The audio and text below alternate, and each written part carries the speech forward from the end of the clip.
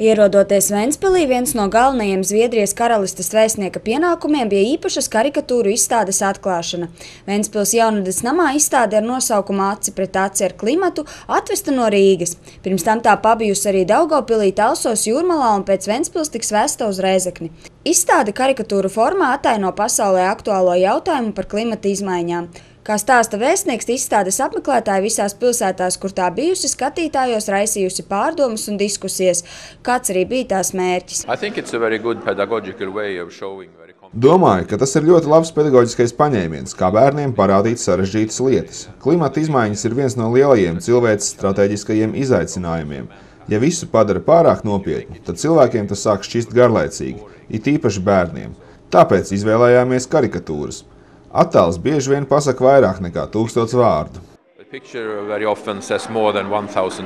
Zviedrija viena no tām valstīm, kur liela uzmanība tiek pievērsta zaļajai domāšanai.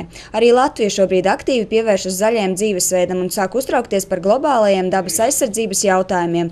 Piemēram, Ventspilī ļoti aktīvi tiek domāts par energoefektivitāti visās tās izpausmēs. Vai Zviedrija varētu būt labs piemērs Latvijai?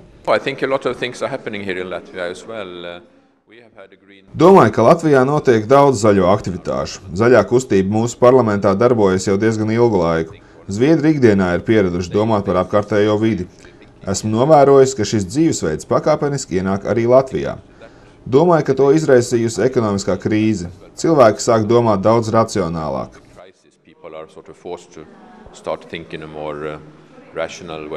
Zviedrijas karalistes vēstnieka Matsa Stafasona viens no pienākumiem ir doties vizītēs uz strateģiski svarīgākajām pilsētām Latvijā, kas neapšaubām ir arī Ventspils. Viena no jomām, kas vēstnieku interesē, Zviedrijas uzņēmēju sadarbības iespējas ar Latvijas uzņēmējiem. Bija interesanti uzzināt par jūsu brīvo zonu, kas sniedz nodokļu privilēģijas uzņēmējdarbībai.